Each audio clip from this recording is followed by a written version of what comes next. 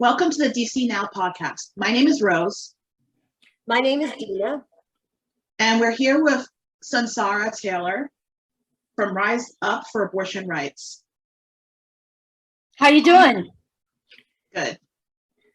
Well as can be expected under the circumstances.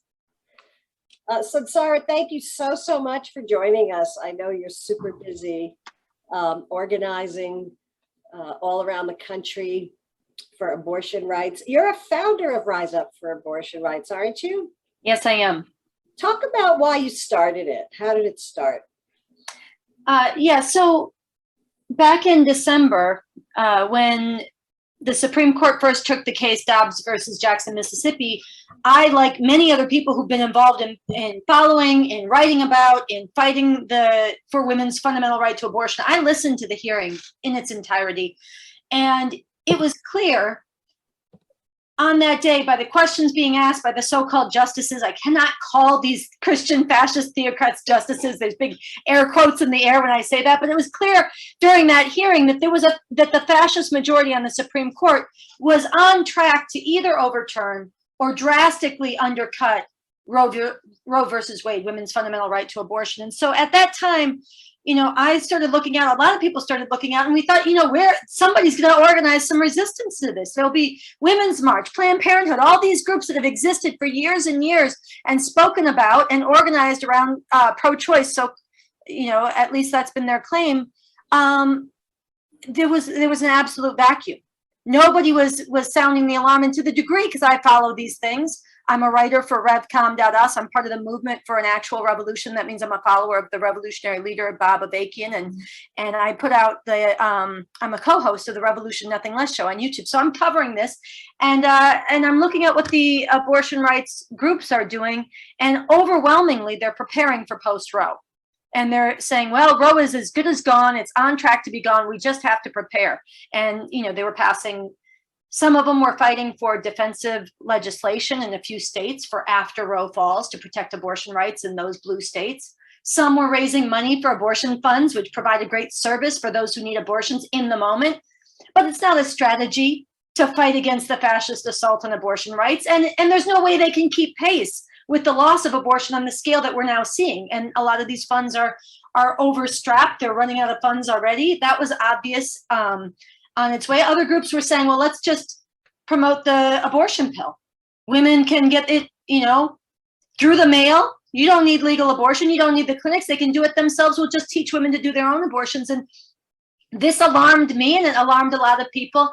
And so in January, out of conversations that I was having with others who I've known over decades in the fight for abortion rights, people who provide abortions, people who have been in this struggle, and other people who are just waking up to it, we were in a lot of strategizing and conversation, and we said, there has to be a fight. One of the people that I spoke with at the time, Lori Sokol, who is the executive director of Women's E-News, comes from a very different political perspective than me. I'm a communist revolutionary. She is a longtime feminist who promotes women's entrance into capitalist society at the highest levels as a form of achieving equality.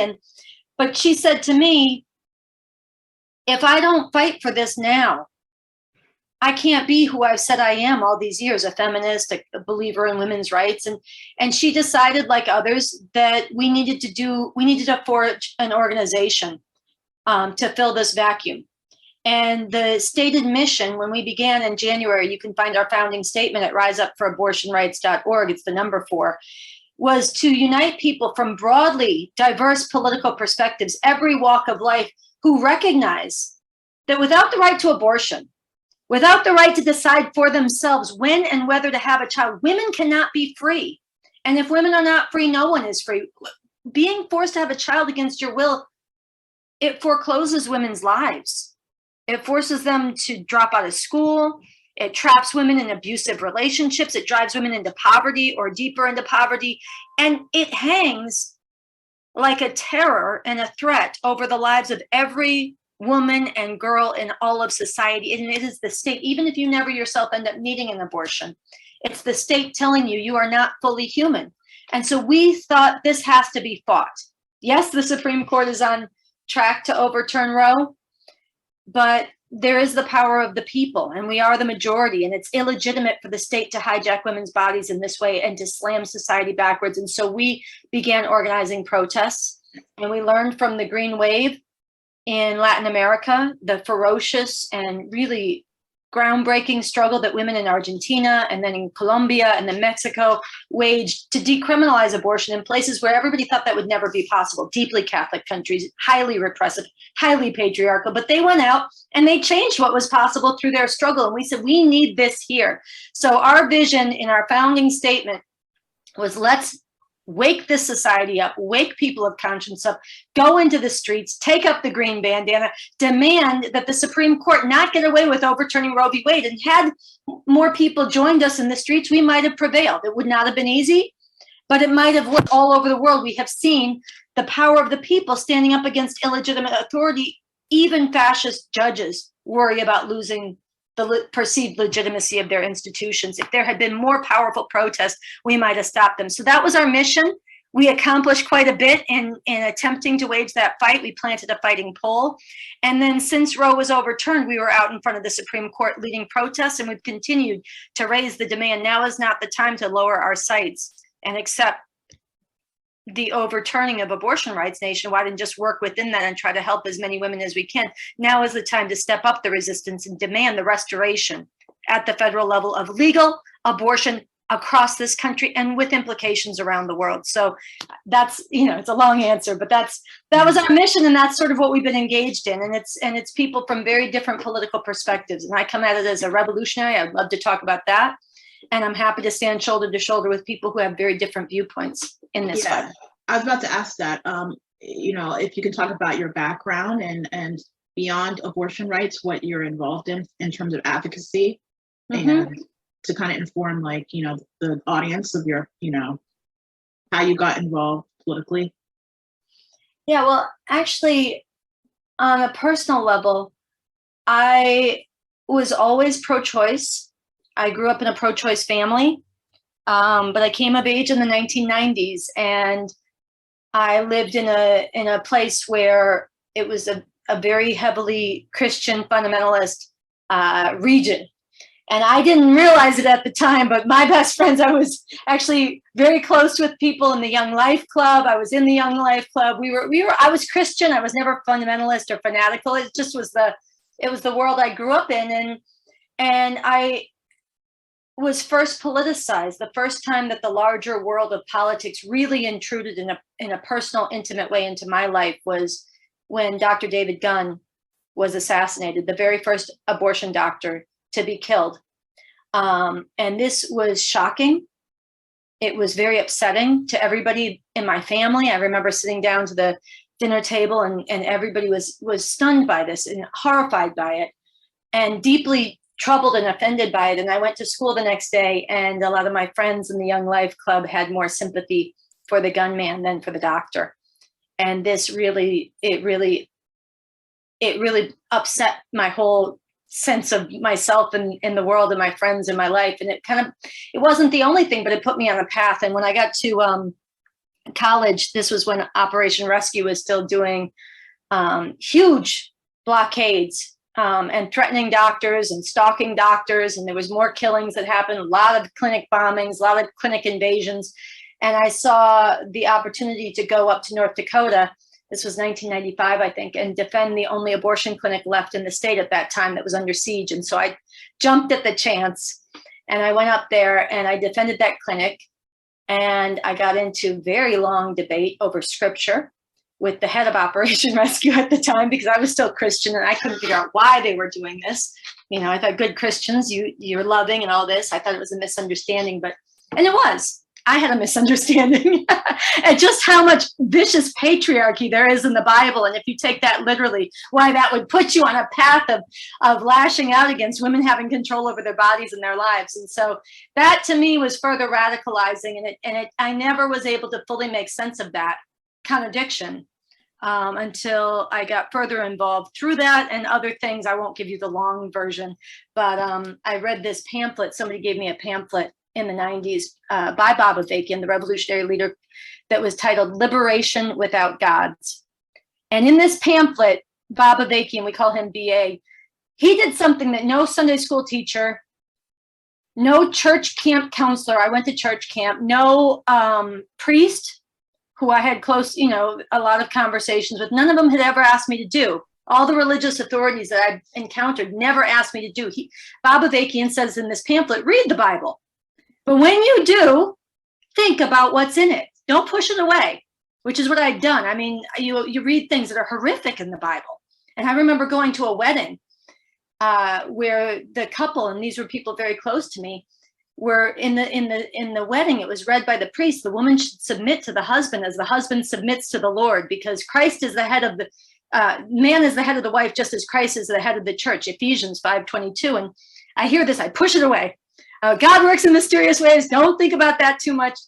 Bob Avakian said, think about what's in this scripture. And then he went on to explain who are the human beings. What were the kinds of societies, the patriarchal, agrarian, slave-owning societies before science that dreamed up the myths that they wrote down in the Bible to justify their way of life, their patriarchal way of life, which is why you find in the Bible stoning women if they are not virgins, which is why you find in the Bible blaming Eve for everything bad that's ever happened, the downfall of man, supposedly tempting Adam. It's why you find the curse that is put on women in Timothy, that the only way women can redeem themselves from this original sin is by bearing children and submitting to their husbands in silence. And this, all of this, Bob Avakian in that pamphlet broke down and said, this is religious scripture justifying patriarchy. And it's why patriarchs today are going after abortion. It's never been about babies. It's been about controlling women and slamming them backwards. They were outraged that women ever got out of their quote unquote place. And so this was, to me, it helped me understand the question of abortion, which I've been involved in fighting for ever since. And it was the beginning of putting me on a path to looking deeper at the nature of the system and learning more from the work that Avakian has done, which brought me into the communist revolution. Yeah. That's a great answer. And you answered my next question, which is why do you think the right wing has gone after abortion as an issue specifically? There's a lot of women out there who will say, why do we have to keep talking about abortion? I mean, before recent events, and from what I'm hearing, it's deliberate. It's a deliberate attempt to keep women back. Has nothing to do with moral codes. Yeah, Dina, that's exactly right. And I will say that Avakian has really stood out over several decades, like I was saying, since the 90s, in analyzing how centrally the fight over abortion is about women. Will women be enslaved by forced motherhood and all of the chains of tradition, the weight of thousands of years of tradition heaped on them? Or will women be emancipated? And that's a fight was waged in the 70s, the women's liberation movement, and as part of the broader upheavals of the 1960s and 70s, but it was not won because patriarchy is woven into this system. That's the deeper part for myself, the path that I got on, and also what I came to learn from the work Avakian has done on the nature of capitalism, imperialism, which we live under a capitalist imperialist system. They say it's democracy, the land of the free, blah, blah, blah, America. It's a democracy that has masked a dictatorship of capitalism, imperialism that has patriarchy woven into it. It still needs the patriarchal family. The Christian fascists, when they say the family is the basic building block of society, they're not wrong. They're wrong that it needs to be the basic building block of society, but the patriarchal family is the building block in capitalist society. You don't eat, you don't have a place to live if you're a child unless your family does. It's not the collective society cares for the new generation. It's ownership relations, it's property relations. They're still with us. And so this got upset, this got stretched in the 1970s with the women's liberation movement, with birth control, with abortion. Women entered public life in a new way. And there's big economic changes that have led to requiring a two-professional income home for a middle-class existence in the society. This ripped up a lot of the traditional forms of patriarchy, but it couldn't end them. You can't end them without a revolution. And so there's been a revanchist patriarchal backlash. And it's not dissimilar from the backlash against the advances of the civil rights movement and the Black liberation struggle. And then you have Donald Trump's Make America White Again. You have all of this backlash against a lot of the struggles and advances that were won in the 1960s and 70s. And on abortion, it really is about the enslavement, the reinstating of patriarchal domination and control over women. So, Sarah, you're the only one that I have heard in the abortion rights movement use the word fascist and call the Supreme Court fascist judges and even Christian fascist judges. Can you explain for those of our listeners who don't really know what fascism is? Yeah, well, fascism is a more open and naked form of capitalist imperialist dictatorship. It is the unbridled rule by outright force from the state, unrestrained by the rule of law, and by mob violence. And you see a lot of that. I mean, you've actually seen that growing in this Christian fascist movement over decades. The bombing of clinics. Well, yeah, the clinics. I mean, all this time we've had violent mobs outside of clinics for what, 30 years? Yeah, and that's part of it. And then you have, you've had it grow and metastasize over the years as well. And part of what's so dangerous is that in this country at this time, the Republican Party as a whole has been captured by a fascist movement. It is consolidated. This is why you had an insurrection attempt, a coup attempt a year and a half ago. And since then, the Republican Party has purged itself of anybody who disagreed with that coup. They've actually doubled down on it. And they've captured the Supreme Court at this point. They've put on the court people who really on a deep level don't believe in a lot of the rights and reforms that and even the separation of church and state in the way that it was understood for many, many years. You have a I guess I would put it this way: fascism is not just a collection of very bad policies. It is a qualitative change in the form of rule. And it's one that dismantles democratic rights and the rights of the people. And it's something that once it becomes fully consolidated, really wipes out the opposition, not only among the masses of people, but even among the ruling class rivals. And you see specters of that too, with their threats of violence and their acts of violence. And they were willing to hang Mike Pence. So it's a very dangerous thing, fascism in a country as powerful as the United States and then where it sits in the world. Right. And couldn't this be a signal to other countries? I mean, American women were among those who had gained more so-called rights than other countries around the world, or at least we thought we did. And Yeah. now, is this going to send a signal, do you think, to other countries?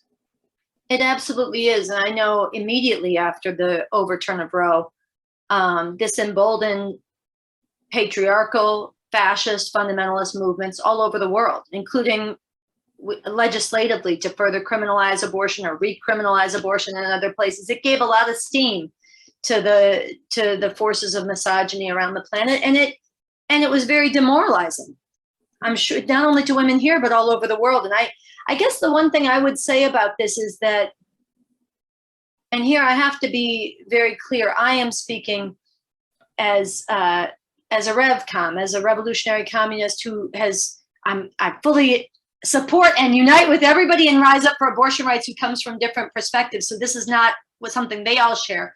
But from my perspective, it's very important that people lift our sights at this moment to really fighting to realize a world where we get, look, in the coming apart of the ways the system has been ruled for many decades, for generations now.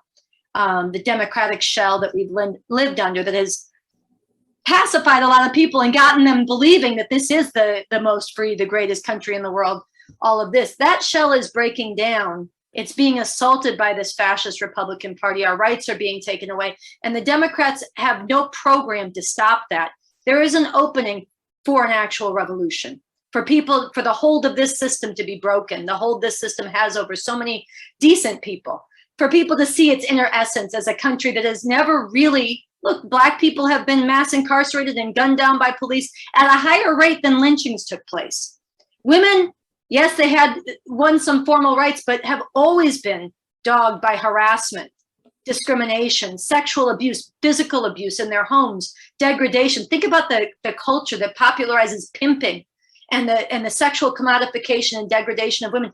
This has never been a society that's gotten rid of patriarchy. This is a time to look deeper. It's a society, it's a system that has waged wars on the people of the world. It's destroying our planet.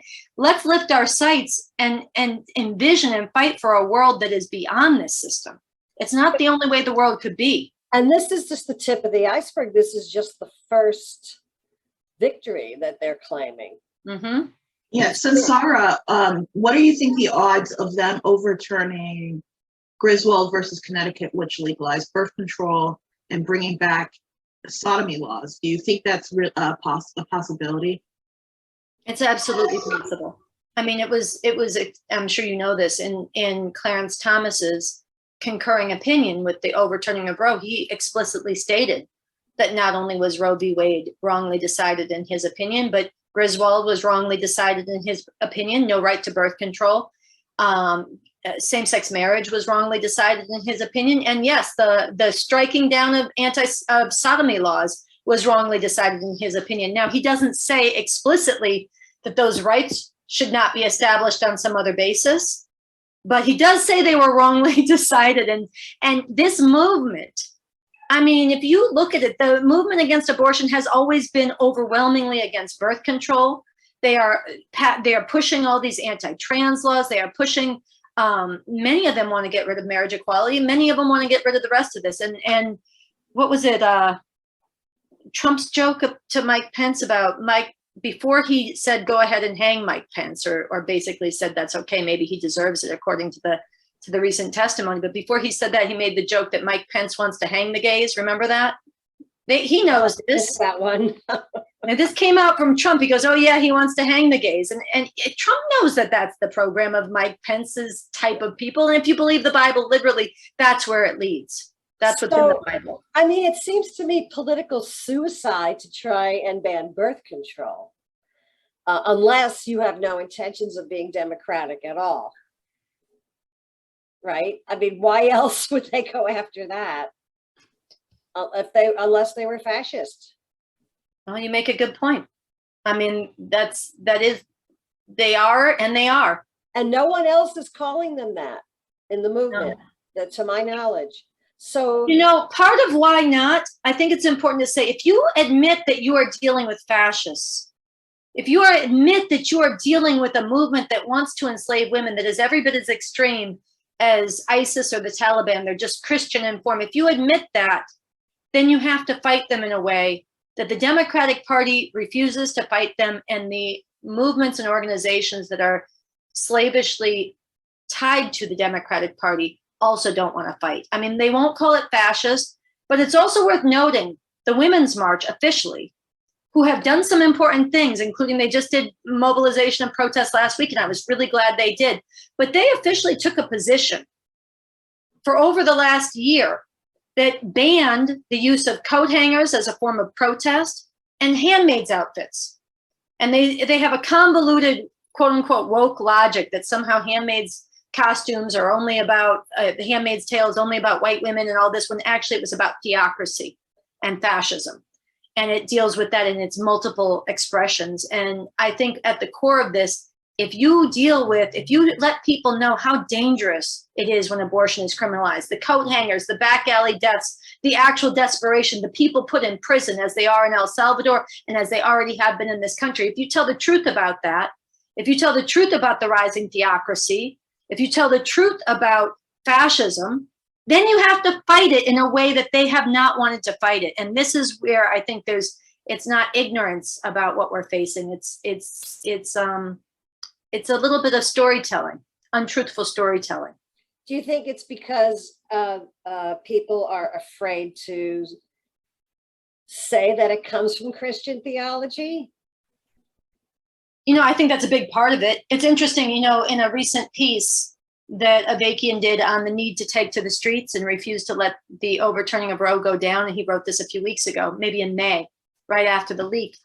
he made the point that the Democratic Party won't go after these Christian fascists the way they need to, because they don't want to talk about women and women's liberation in the way that's necessary, because women, this patriarchal family is necessary for their system. But he also says they don't want to go after the Christian theocracy, the Christian fascism, because they know if they're trying to hold together a system that has so many deep divisions and oppression, they need people believing there's some meaning in the madness. And he cites the example of Michael Newdow, I believe his name was, when he went to the Supreme Court and challenged the phrase "under God" in the Pledge of Allegiance. And he argued this case. Yeah, he argued this case at the Supreme Court. He made a very good argument that "under God" is a religious insertion into this. It's a violation of church and state to mandate that in the Pledge of Allegiance. He made a very good argument. And in the middle of this, and ultimately the Supreme Court threw out his case that he didn't have standing, so they never ruled on it. But in the middle of this, the Democratic leaders of the Democratic Party went out on the steps of the Capitol. And they did not do this to give backing to Michael Newdow and the separation of church and state. They did it. They went on the steps of the Capitol, not the Republicans, the Democrats. They all put their hands in their hearts and they did the Pledge of Allegiance, and they emphasized "under God." So they were trying to outprove how much more religious they are. And so, no, they don't want to take that on. Right. They probably think it's, they're afraid. Yeah, and if they admit, think about it, if you're sitting there and you admit that half of your political system is run by Christian fascists and other fascists, then that kind of questions the legitimacy of the system that you are engaged in. Of the system itself. Yeah. Somebody dug up something, by the way, and I don't have the exact quote because I'm not a Bible scholar as you are, but in the Old Testament, there is something that supports abortion rights for women, just to put that out there.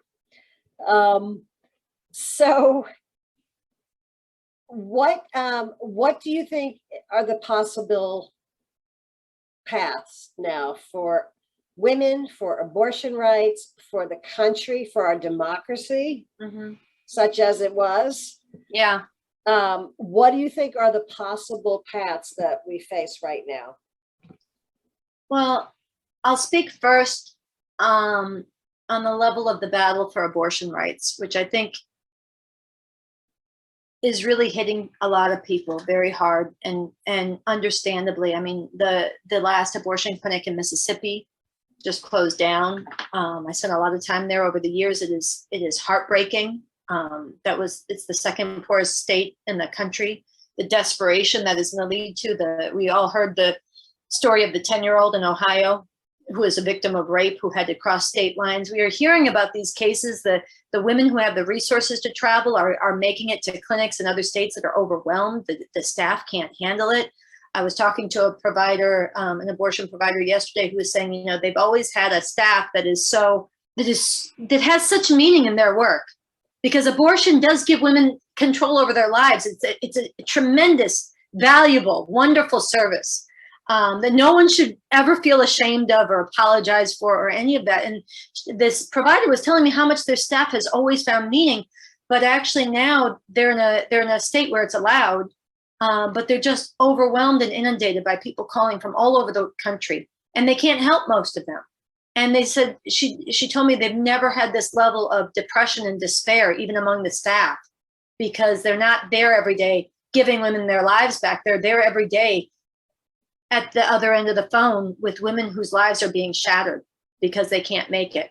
And so, first of all, it is very important that we not look away from the real stakes of this, and that we not think, oh, let's adjust to this. This is the new normal. If we let this go down and be normalized, if we let this moment of shock and outrage pass and settle, the anti-abortion movement is going for a federal abortion ban. They are coming for birth control. They're coming for the rest of these rights. They are not going to stop. When they got away with banning abortion in Texas, and this country did not uprise and shut the country down nonviolently, they summed up, they had the freedom to go for it on the federal level, and they did. And so right now, it's very important, and Rise Up for Abortion Rights has been leading people into the streets, raising the demand. Legal abortion across the country now. Forced motherhood is female enslavement. And we don't care how those in power figure out how to make the arrangements to make that happen. Let them figure that out. We need to make that demand. We need to be in the streets. We need massive, nonviolent, disruptive protests, because this is a matter of female enslavement, or actually are women going to be treated as full human beings? So that's the first thing I would say. And I would just interject, it's worth noting that Biden has been moved from saying just vote in November to actually issuing an executive order following this wave of protests in the streets. Yeah, that's important. And it's also, it's very important. That shows the play, the room right now, if we push. It's also important that people not be satisfied by that. You know, I when he did that executive order, I watched it, and the thing that came to my mind was the brilliant quote from Malcolm X, where he says, if a man sticks a knife 9 inches into your back and pulls it out 6, that's not progress. And so it was the fact that he had to move to an executive order in 2 weeks shows that he is now on his back foot. And if we push, we could even demand more. It does not show we should be satisfied. And jointly with that, Merrick Garland issued a statement that the pills are regulated by the FDA, and states, in fact, do not have the power to ban them, which they already, many of them have banned it. Yeah. Medical abortion. So again, this is talking about reform strategies. Yeah. But it's still important. I understand that half of the abortions are with the pills now.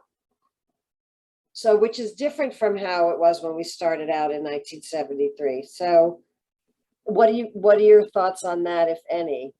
Well, I think that's also, it's going to affect lives right now, women's lives and other people. It's going to affect them, and it matters, and it's important. It's also a stopgap. It's also, you're pulling the knife out a couple inches. It's if you're in prison, if you're in detention, you can't get that pill through the mail. If you're in a fundamentalist family, you can't get that pill. If you're living in a car, which a lot of women are, if you're with an abuser who, you know, I remember being at the clinic in Mississippi, and a woman who had to reschedule her appointment 4 times because she couldn't sneak out of the house. She lived 2 hours out of town, and her boyfriend had never beaten her until he found out she was pregnant. That's very common. And she couldn't get out of the house to make it to her appointment because he stole her car keys one day, he stole her shoes another day. It was on and on.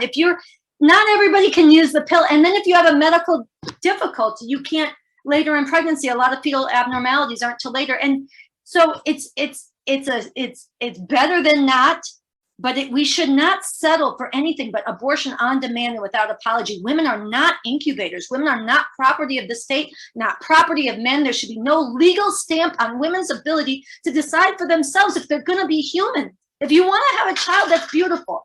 If you're ready to, if you have the resources, but if you are forced to, it is every bit as violent as rape.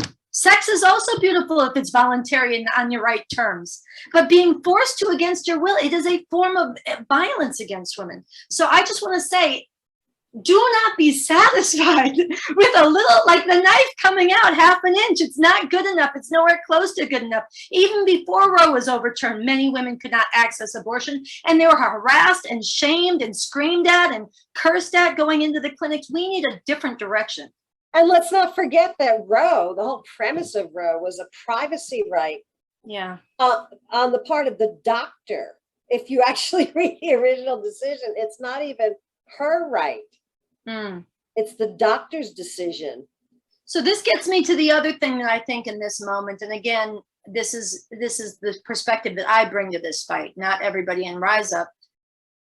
But I think it's time, long past time, that we look at this system for what it is.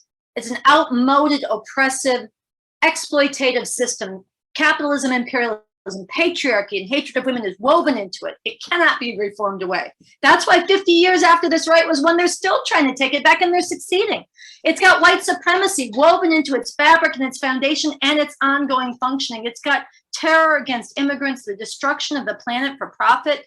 It's got wars for empire and crimes against humanity. This country has done so many dirty deeds around the world. We need to take advantage of the crisis this system is going through. Yes, to fight back against the attacks on people, but also to wrench a beautiful future. This is a time for people to lift their sights to a real revolution. And I am a follower, as I mentioned, of the revolutionary leader, Bob Avakian.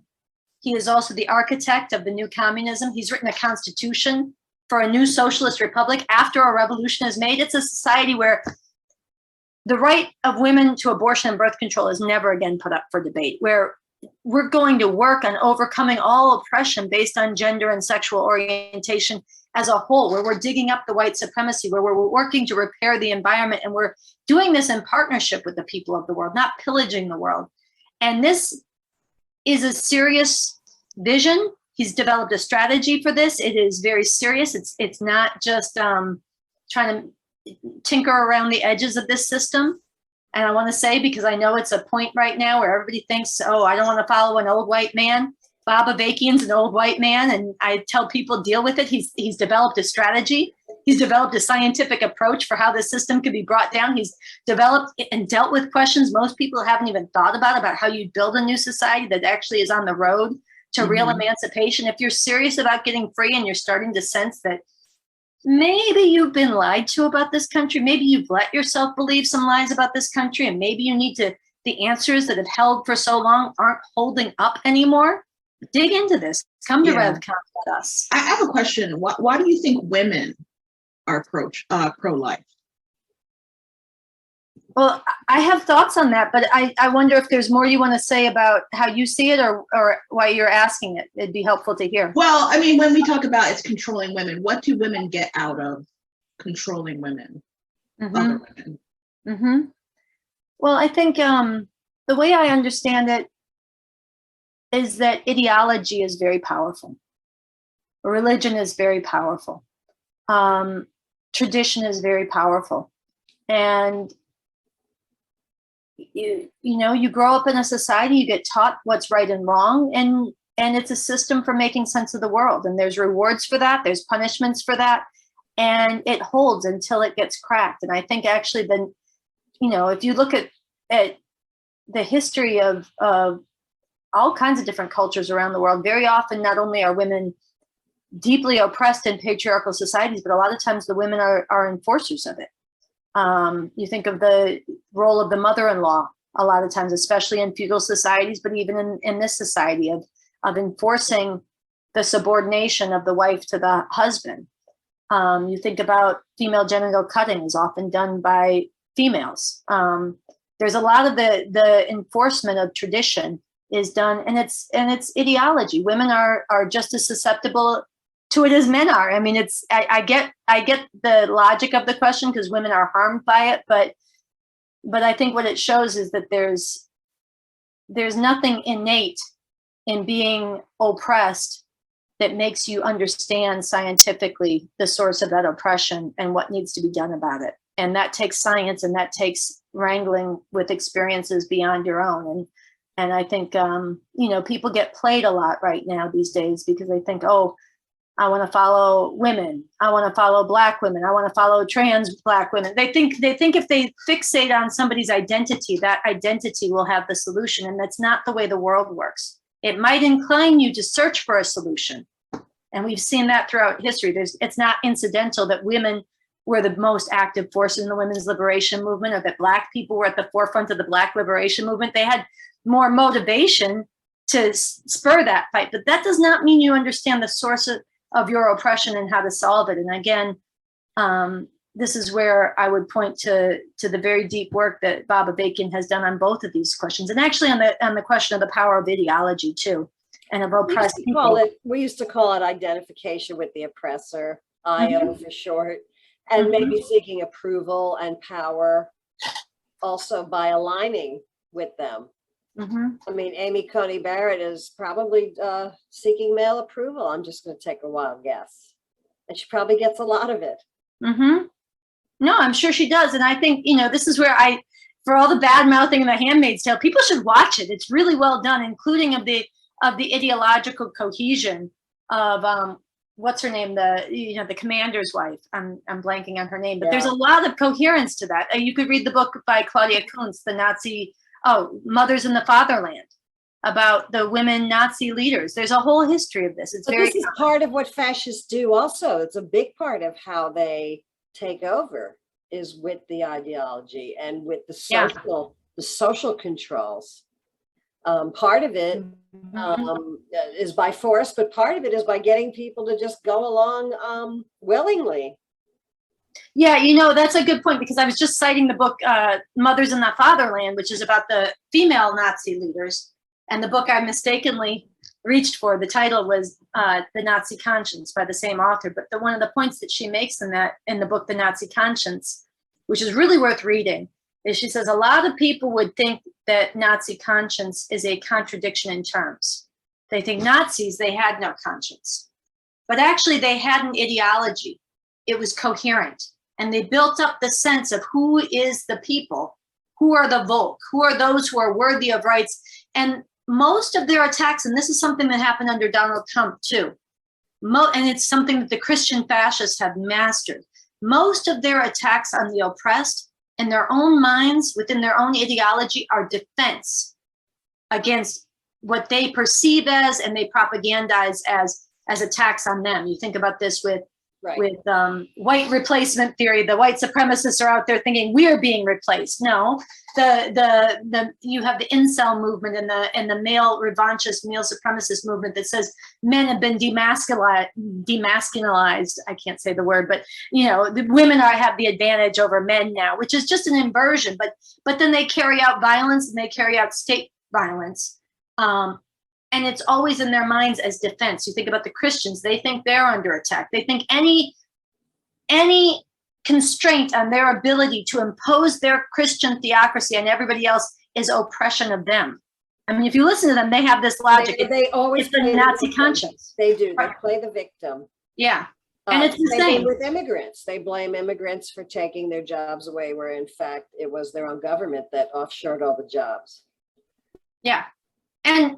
And that all your wealth in this country, anyhow, your clothes, your cell phone, all of it is you seeing it's produced by child exploited labor and other exploited labor around the world.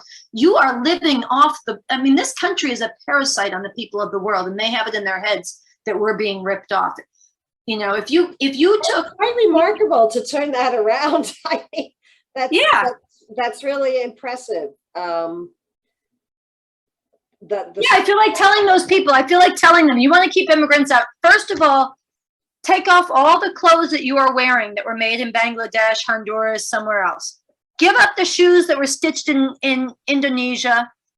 Give up your cell phone where the coltan came from the mines in Congo, mined by children. Give up the food on your table that was picked, the grapes and the strawberries picked, and the broccoli by either in Mexico or by migrants from Central America. Give up everything that you have because of the plunder of the rest of the world. And then maybe if you get there, tell people don't come in. But don't sit here and say, oh, you're taking our stuff. Where did your stuff come from? Well said. Okay. Well, I guess I have one question. How is Rise Up different than other abortion groups? Oh, that's a great question. And you brought us back to the theme, so thank you for that as well. I guess it's different in this way, is that really it is oriented towards mobilizing the people to fight for abortion on demand and without apology, to tell the truth that forced motherhood is female enslavement, and to recognize that relying on politics as usual is not how we won the right to abortion, and it's not how it will be defended. And anybody and everybody from very diverse political perspectives and walks of life, religious outlooks or atheists, wherever you come from, is welcome and invited to be part of that movement.